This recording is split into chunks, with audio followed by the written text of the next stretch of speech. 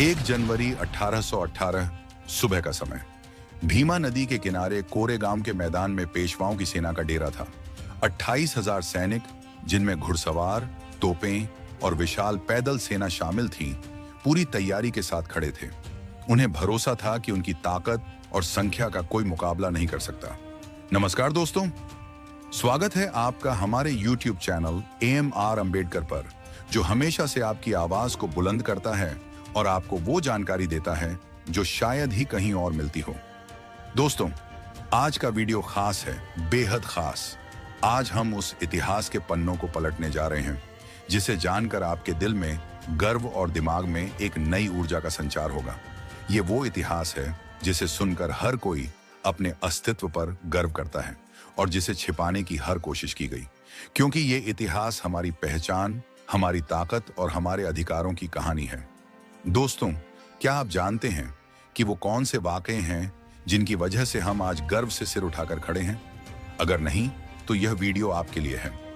और जो लोग इसे पहले से जानते हैं, उन्हें इसे हर उस इंसान तक पहुंचाना चाहिए जो आज भी अज्ञानता के अंधेरे में है। तो सवाल ये उठता है, आखिर ऐसा क्या है इस इतिहास में जिसे हमसे छिपाया गया? क्यों हर पीढ़ी को इससे दूर रखा गया? और सबसे बड़ी बात, हम इसे जानकर क्या कर सकते हैं? दोस्तों, इस वीडियो को आखिर तक जरूर देखिए, क्योंकि अंत तक आप न सिर्फ उस इतिहास को जानेंगे, बल्कि इस बात को भी समझेंगे कि हमें आज और आने वाले समय में क्या कदम उठाने चाहिए। तो चलिए शुरू करते हैं उस यात्रा को, जो आपको आपकी जड़ों से जोड़ेगी, आपको सच्चाई दिखाएगी और आपको वो ताकत देगी जिससे आप अपने हक के लिए डटकर खड़े हो सकें। वीडियो को अंत तक देखना मत भूलिए, क्योंकि यह सिर्फ एक कहानी नहीं, यह हमारी पहचान की गाथा है। इतिहास केवल तिथियों और घटनाओं का संग्रह नहीं है, यह उस संघर्ष और साहस का आईना है जिसने न केवल समाज को बदल दिया, बल्कि दबे कुचले लोगों को अपनी ताकत पहचानने का अवसर दिया। ऐसा ही एक दिन था 1 जनवरी 1818। यह दिन भारत के इतिहास में अन्याय और दमन के खिलाफ खड़ी होने वाली एक अद्वितीय घटना का प्रतीक है। यह दिन दलित समाज के लिए केवल एक तारीख नहीं, बल्कि उनके साहस और अस्मिता का जिंदा सबूत है। सोचिए, एक तरफ 28,000 पेशवा सैनिक, घुड़सवार सेना, बेहतर हथियार, धन और सत्ता का मद, दूसरी ओर केवल 500 महार योद्धा। लेकिन इस लड़ाई में संख्या का नहीं, बल्कि उस आक्रोश और हौसले का महत्व था जो सदियों से दबे हुए लोगों के भीतर पनप रहा था। यह केवल एक सैन्य जीत नहीं थी, यह ब्राह्मणवादी व्यवस्था के खिलाफ उठाई गई पहली खुली चुनौती थी। यह वह लड़ाई थी जिसने दलित समाज को यह सिखाया कि अत्याचार सहना नियति नहीं, बल्कि उससे लड़ना हमारा अधिकार है। आज हम आपको भीमा कोरेगांव की उस गाथा को विस्तार से बताएंगे, जिसने न केवल पेशवा शासन को धूल चटाई, बल्कि भारतीय इतिहास में दलित समाज के आत्मसम्मान और साहस को अमर कर दिया। भीमा कोरेगांव की लड़ाई का संबंध केवल 1818 के युद्ध से नहीं है। यह उस दमनकारी व्यवस्था के खिलाफ विद्रोह था जिसने हजारों सालों से दलित समाज को अपमानित और शोषित किया। पेशवा शासन का अर्थ ही था जातिवादी अत्याचार। उन्होंने दलित समाज को इंसान समझने से इनकार कर दिया। मंदिरों में प्रवेश वर्जित, शिक्षा से वंचित, सामाजिक कार्यक्रमों से बाहर, यहां तक कि उनकी परछाई को भी अशुभ माना जाता था। महार जाति, जो मेहनत और ईमानदारी के लिए जानी जाती थी, को हमेशा नीचा दिखाया गया। उनके साहस और काबिलियत के बावजूद उन्हें सेना में शामिल होने तक की इजाजत नहीं थी। लेकिन अंग्रेजों ने महार समाज की इस ताकत को पहचाना। उन्होंने महार सैनिकों को अपनी सेना में शामिल किया और उन्हें अपने अधिकार और सम्मान के लिए लड़ने का मौका दिया। यह विद्रोह की चिंगारी तब सुलगी जब पेशवा बाजीराव द्वितीय ने अंग्रेजों के खिलाफ युद्ध की घोषणा की। पेशवाओं का उद्देश्य केवल राजनीतिक सत्ता हासिल करना नहीं था, बल्कि दलित समाज को हमेशा के लिए कुचल देना था। लेकिन उन्हें यह नहीं पता था कि यह वही दलित समाज है जो उनकी सत्ता को जड़ से हिला देगा। 1 जनवरी 1818 सुबह का समय। भीमा नदी के किनारे कोरेगांव के मैदान में पेशवाओं की सेना का डेरा था। 28,000 सैनिक, जिनमें घुड़सवार, तोपें और विशाल पैदल सेना शामिल थी, पूरी तैयारी के साथ खड़े थे। उन्हें भरोसा था कि उनकी ताकत और संख्या का कोई मुकाबला नहीं कर सकता। दूसरी ओर केवल 500 महार सैनिक, उनके पास न तो उतने संसाधन थे और न ही उतनी बड़ी सेना, लेकिन उनके भीतर जो आग जल रही थी, वह हजारों साल के अपमान और अन्याय का बदला लेने की थी। युद्ध शुरू हुआ। पेशवाओं ने सोचा था कि यह एक तरफा लड़ाई होगी, लेकिन महार सैनिकों ने अपनी रणनीति और साहस से उन्हें चौंका दिया।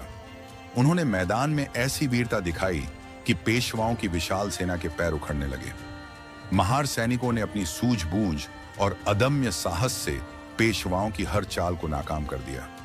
घोड़ों की टापों और तलवारों की चमक के बीच महार योद्धाओं ने अपने साहस का ऐसा परिचय दिया कि पेशवाओं की सेना को पीछे हटने पर मजबूर होना पड़ा। यह युद्ध पूरे दिन चला और अंत में पेशवाओं की सेना भाग खड़ी हुई। यह जीत केवल एक सैन्य विजय नहीं थी, यह दलित समाज के लिए आत्मसम्मान और अधिकारों का पहला सबूत था। इसने यह दिखा दिया कि जब दलित समाज एकजुट होकर खड़ा होता है तो दुनिया की कोई ताकत उसे हरा नहीं सकती। इस ऐतिहासिक जीत के सम्मान में अंग्रेजों ने भीमा कोरेगांव में एक विजय स्तंभ बनवाया। इस स्तंभ पर उन 500 महार सैनिकों के नाम अंकित हैं जिन्होंने अपने प्राणों की आहुति देकर यह ऐतिहासिक जीत हासिल की। यह स्तंभ आज भी खड़ा है और हर साल लाखों लोग यहां आकर उन वीर योद्धाओं को श्रद्धांजलि देते हैं। 1927 में बाबा साहेब आम्बेडकर ने पहली बार इस विजय स्तंभ का दौरा किया। उन्होंने इसे दलित समाज की ताकत और साहस का प्रतीक बताया। बाबा साहेब ने कहा था, यह केवल एक युद्ध नहीं था, यह उस मानसिकता के खिलाफ विद्रोह था जिसने हमें हमेशा से दबाने की कोशिश की। आज भीमा कोरेगांव का यह स्थल दलित समाज के लिए एक तीर्थ स्थान बन चुका है। यह केवल एक युद्ध का स्मारक नहीं, बल्कि सामाजिक न्याय और समानता का प्रतीक है। हर साल 1 जनवरी को लाखों लोग यहां आकर अपने साहस और एकता का परिचय देते हैं, लेकिन कुछ पाखंडी ताकतें इस स्थान के महत्व को कम करने की कोशिश करती हैं। 2018 में इस स्थल पर हिंसा फैलाने की साजिश रची गई ताकि दलित समाज को डराया जा सके, लेकिन यह साजिश उल्टी पड़ गई। इस घटना ने दलित समाज को और मजबूत और संगठित बना दिया। भीमा कोरेगांव की लड़ाई केवल इतिहास का एक अध्याय नहीं, यह उस आग की तरह है जो हर अन्याय के खिलाफ जलती रहेगी। यह लड़ाई हमें सिखाती है कि जब तक हम संगठित होकर अपने अधिकारों के लिए खड़े नहीं होंगे, तब तक हमारी आवाज दबाई जाती रहेगी। याद रखिए, हमारी तलवार कमजोर थी, न हमारी कलम। अगर आज दोनों उठ गए तो अन्याय और पाखंड का नामो निशान मिट जाएगा। तो दोस्तों, भीमा कोरेगांव की गाथा सिर्फ एक युद्ध की कहानी नहीं, बल्कि यह हमारी अस्मिता और संघर्ष की ज्वाला है, जिसने सदियों से दबे कुचले समाज को यह सिखाया कि अन्याय के खिलाफ खड़े होने के लिए केवल साहस और एकता की जरूरत होती है। लेकिन यह लड़ाई सिर्फ 1818 में खत्म नहीं हुई, यह तो एक शुरुआत थी। इस आग को बुझाने की कोशिशें हमेशा होती रहीं, लेकिन हर बार यह और भड़क उठी। बाबा साहेब आम्बेडकर ने इस चिंगारी को आंदोलन का रूप दिया। उन्होंने हमें संविधान दिया, हमें वह अधिकार दिया जो सदियों से हमसे छीने गए थे। उन्होंने शिक्षा, समानता और न्याय को अपना हथियार बनाया और हमें सिखाया कि पढ़ो, संगठित हो और संघर्ष करो। लेकिन समाज के दुश्मनों ने हमेशा कोशिश की कि बाबा साहेब के विचारों को मिटा दिया जाए, उनके संघर्ष को भुला दिया जाए। फिर आए मान्यवर कांशीराम। उन्होंने उस मशाल को संभाला और दलित, पिछड़े और शोषित समाज को संगठित करने का काम किया। उन्होंने हमें यह याद दिलाया कि जब तक राजनीति में हमारी हिस्सेदारी नहीं होगी, तब तक हमारा विकास अधूरा रहेगा। उन्होंने बहुजन समाज को आवाज दी और अपने जीवन को समाज की सेवा में समर्पित कर दिया। कांशीराम के बाद मायावती जी ने इस संघर्ष को आगे बढ़ाया। वह सिर्फ एक नेता नहीं, बल्कि एक प्रतीक बनी उस बदलाव का जो बाबा साहेब ने देखा था। उन्होंने सत्ता में आते ही यह दिखा दिया कि अगर बहुजन समाज की ताकत एकजुट हो जाए तो बड़े बड़े सिंहासन हिल सकते हैं। उन्होंने समाज के लिए शिक्षा, रोजगार और सम्मान के नए द्वार खोले और यह साबित किया कि हम सिर्फ वोट बैंक नहीं, बल्कि अपनी तकदीर खुद लिखने वाले लोग हैं। आज चंद्रशेखर रावण जैसे युवा नेता इस मशाल को थामे हुए हैं। उन्होंने यह साबित कर दिया है कि दलित समाज की आवाज को दबाना अब आसान नहीं। रावण जी का हर कदम इस बात का संदेश देता है कि बाबा साहेब की सोच, कांशीराम की रणनीति और मायावती का नेतृत्व हमारी नई पीढ़ी में भी जिंदा है। वह उन ताकतों को चुनौती दे रहे हैं जो हमारे समाज को बांटने और कमजोर करने की कोशिश कर रही हैं। चंद्रशेखर आजाद रावण यह सिर्फ एक नाम नहीं, बल्कि एक ऐसी आवाज है जो सदियों से दबाए गए दलित, पिछड़े और शोषित समाज के दिलों से उठी एक गरज है। जब भी कोई सत्ता, धर्म या पाखंडवादी सोच दलित समाज को झुकाने की कोशिश करती है, चंद्रशेखर रावण उसी ललकार के साथ सामने आते हैं जैसे एक शेर अपने जंगल की रक्षा करता है। वह शोषण और अन्याय के खिलाफ खड़ा होने वाला वह नेता है जिसने साफ कर दिया है कि दलित समाज अब किसी के चरणों में झुकने के लिए नहीं, बल्कि अपनी तकदीर खुद लिखने के लिए खड़ा हुआ है। आज जब देश में भाजपा जैसी ताकतें धर्म, जाति और सत्ता की साजिशों के सहारे दलितों को दोयम दर्जे का नागरिक बनाए रखने पर आमादा है, तब चंद्रशेखर रावण वह दीवार बनकर खड़े हैं जिसे गिराना किसी के बस की बात नहीं।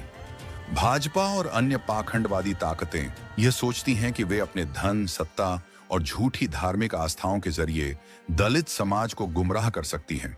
लेकिन चंद्रशेखर ने अपने हर कदम से साबित किया है कि यह समाज अब जाग चुका है। वह समाज जिसने सदियों तक केवल अत्याचार झेले, अब चंद्रशेखर के नेतृत्व में इनकलाब की ओर बढ़ रहा है। चंद्रशेखर का नाम सुनते ही उन ताकतों में खलबली मच जाती है जो दलितों को हमेशा गुलाम बनाए रखना चाहती हैं। उनके भाषण सिर्फ शब्द नहीं होते, बल्कि एक ज्वालामुखी की तरह फटते हैं जो हर उस ताकत को जला देने का मादा रखते हैं जो दलितों के सपनों को कुचलने की कोशिश करती है। चंद्रशेखर रावण ने बार बार दिखाया है कि सत्ता चाहे कितनी भी बड़ी हो, लेकिन अगर आवाज दलितों के हक की है तो वह किसी भी गद्दी को हिला सकती है। भाजपा और उनके जैसे अन्य दलित विरोधी दल जो केवल वोट बैंक की राजनीति में दलितों को इस्तेमाल करना जानते हैं, चंद्रशेखर से डरते हैं। वह जानते हैं कि चंद्रशेखर का हर कदम उस झूठी व्यवस्था को चुनौती है जो सिर्फ दलितों के खून और पसीने पर टिकी है। क्या आपको लगता है कि चंद्रशेखर को धमकियों से डराया जा सकता है? क्या आपको लगता है कि जेल की सलाखें उन्हें रोक सकती हैं? नहीं, चंद्रशेखर रावण वह आग है जो जेलों में भी जलती रहेगी और सत्ता के महलों तक अपनी गर्मी पहुंचाती रहेगी। उनकी लड़ाई सिर्फ भाजपा से नहीं, बल्कि उस पूरी व्यवस्था से है जो दलितों को शिक्षित होने से रोकना चाहती है, जो दलित महिलाओं को उनके अधिकार देने से डरती है और जो दलित समाज को आर्थिक और सामाजिक रूप से सशक्त होने से रोकती है। चंद्रशेखर ने यह दिखा दिया है कि अगर दलित समाज एकजुट हो जाए तो यह न केवल सत्ता बदल सकता है, बल्कि उस सोच को भी खत्म कर सकता है जिसने सदियों से उसे गुलाम बनाए रखा। आज समय आ गया है कि हर दलित, हर पिछड़ा और हर शोषित चंद्रशेखर रावण की इस जंग में शामिल हो। यह लड़ाई केवल राजनीति की नहीं, बल्कि अस्तित्व की है। चंद्रशेखर ने साफ कर दिया है कि अब यह समाज किसी के रहमोकरम पर जिंदा नहीं रहेगा। हम वह समाज हैं जो बाबा साहेब के विचारों से प्रेरित होकर अपने अधिकारों को छीनना जानता है। अगर सत्ता हमारी आवाज नहीं सुनेगी तो हम उस सत्ता को उखाड़ फेंकेंगे। चंद्रशेखर रावण वह नेता है जो अपनी जान पर खेलकर यह सुनिश्चित करता है कि दलित समाज की आवाज दबाई न जाए। उनके संघर्ष से हमें यह सीखना होगा कि झुकना अब हमारे खून में नहीं है। अब सवाल यह है, क्या आप इस लड़ाई का हिस्सा बनने के लिए तैयार हैं? क्या आप चंद्रशेखर के साथ खड़े होने का साहस रखते हैं? अगर हाँ, तो यह समय है कि आप भी उठ खड़े हों, क्योंकि यह लड़ाई केवल चंद्रशेखर की नहीं, बल्कि पूरे दलित समाज की है। दोस्तों, पीढ़ी दर पीढ़ी उन लोगों ने कोशिश की कि बाबा साहेब के विचारों को मिटा दिया जाए, उनके आंदोलन को खत्म कर दिया जाए, लेकिन हर बार हमारे समाज ने यह साबित किया कि हमारे विचार अमर हैं, हमारी लड़ाई जारी है। यह सिर्फ हमारी जिम्मेदारी नहीं, हमारा हक है कि हम बाबा साहेब, कांशीराम, मायावती और चंद्रशेखर रावण जैसे नेताओं के संघर्ष को आगे बढ़ाएं। याद रखें, हम न कभी झुके हैं न झुकेंगे। हमारी तलवार भी मजबूत है और हमारी कलम भी। अगर आज हमने अपनी एकता दिखाई तो कोई ताकत हमें रोक नहीं सकती। इस वीडियो को ज्यादा से ज्यादा शेयर करें ताकि हर कोने में यह संदेश पहुंचे। हमारे चैनल AMR अंबेडकर को सब्सक्राइब करें और हमारे साथ इस आंदोलन का हिस्सा बने, क्योंकि यह सिर्फ इतिहास की बात नहीं, हमारी पहचान की लड़ाई है।